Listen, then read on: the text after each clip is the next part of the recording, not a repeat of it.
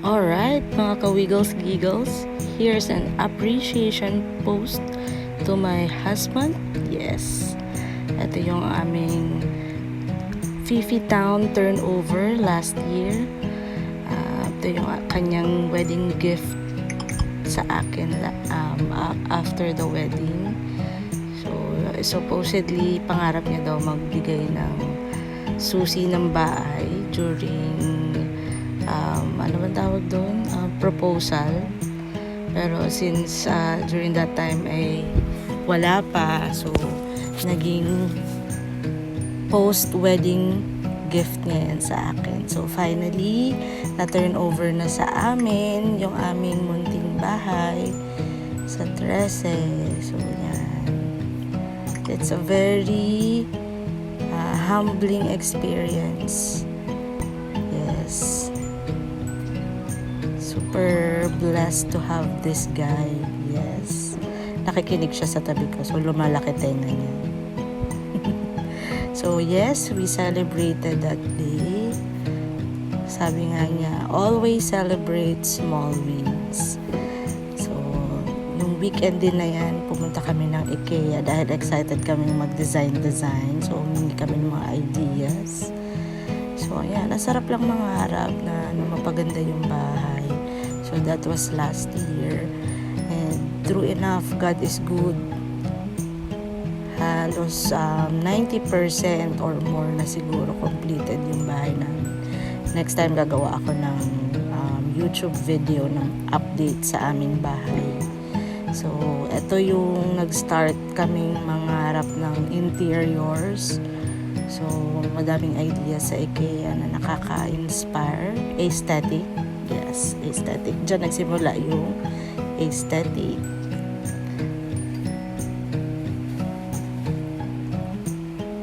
Ayan. So, ayan, tingin-tingin kami ng possible na design sa living room. Since small space lang siya, kailangan ma-maximize yung space. So, maganda yung mga idea sa IKEA. Pwede kayong pumunta. So, kasama namin si Aini, ang aming baby. So, yan. So, pwedeng kumuha ng ideas at maghanap sa Shopee. Yan. Pwede nyo gawin yan, guys.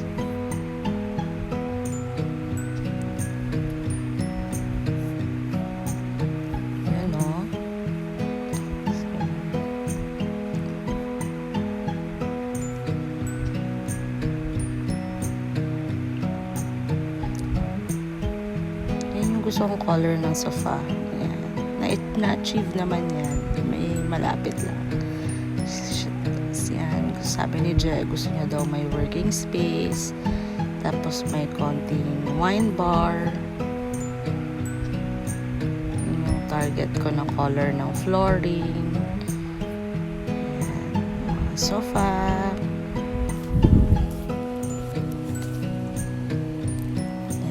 Pwede kayo maglakad-lakad sa IKEA.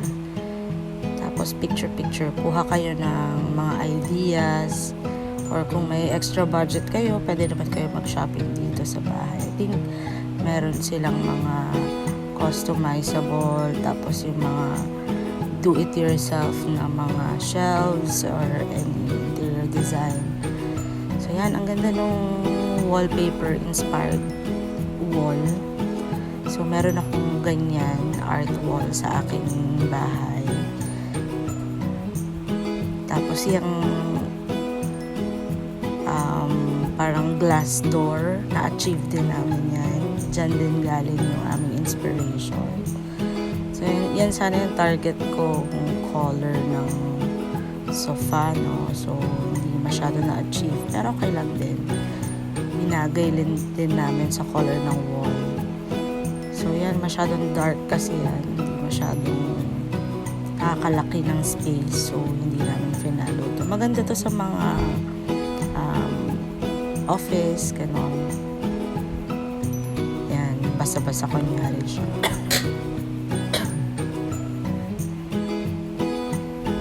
Yan, syempre dapat may mirror selfie. Binabash ni Jen.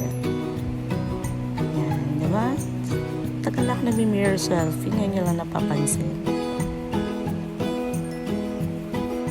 Ito yung parang office space, small lang. So, yan yung mga naisip ko before na dining table. Since maliit lang naman yung space, kailangan ma-maximize. Ayan. Tapos yung kitchen. Ito, yung project ko sa CR, hindi pa masyado na-achieve. Siguro next year na ulit yun. Pero yung sink, tapos yung faucet na dihila, ayun, na-achieve namin. Thank you, Lord. Ayan, I think nahanap ko yun sa Shopee. Salamat, Shopee.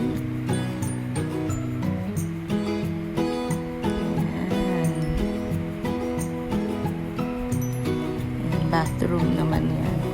So, I think every floor sa IKEA may iba-ibang parts ng bahay. So, pag may nakalimutan kang bilhin, babalik ka. So, yun. Kaya kailangan pag nagustuhan mo isang item, kunin mo na siya.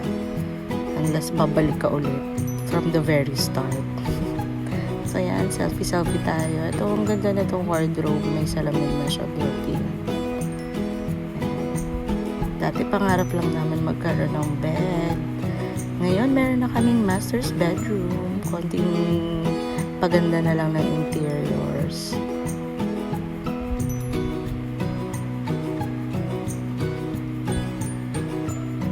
Ayan, nahila namin si Ayn para may magpipicture sa amin. Uso ngayon na aesthetic mirror. Sabi ko talaga kay Joy, gusto ko yung separator ko is glass. So, ayun, na-achieve naman. Ayan, ito na yung mga sa garden area na wala pa ako dun sa project ko sa bahay. Pero magkakaroon din kami ng parang mini garden dun sa bahay. Ayan, hindi naman kami bumili actually. Lakad-lakad lang kami. Bakit ba? So, yun, napagod kami at ang haba ng pila dun sa meatballs ng IKEA. So, ang ending ay sa Yellow Cab kami. Walang pila. Plus, mabilis yung serving. So, yes. And then dumaan kami sa milk tea, John Ray. Thank you, love. Super na-appreciate ko yung gift mo.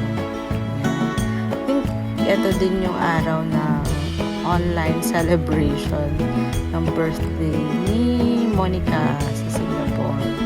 So, yan, naka-outfit kami kasi white yung sayang hindi pa kasi kami nakapunta ng Singapore yun kasi lockdown pa. So, may mga restriction pa. So, ayun, muna kami, online lang kami. So, debut ni Johnny. So, I think nasa hotel ata sila na nag-celebrate. So, ayan, nasa video call lang kami parang wedding namin. Ayan, kompleto kami with auntie, titahan, and pati yung mga taga UK ay nandyan. O, diba? Bongga. Malayo man, malapit rin. Happy birthday, Johnny. We love you.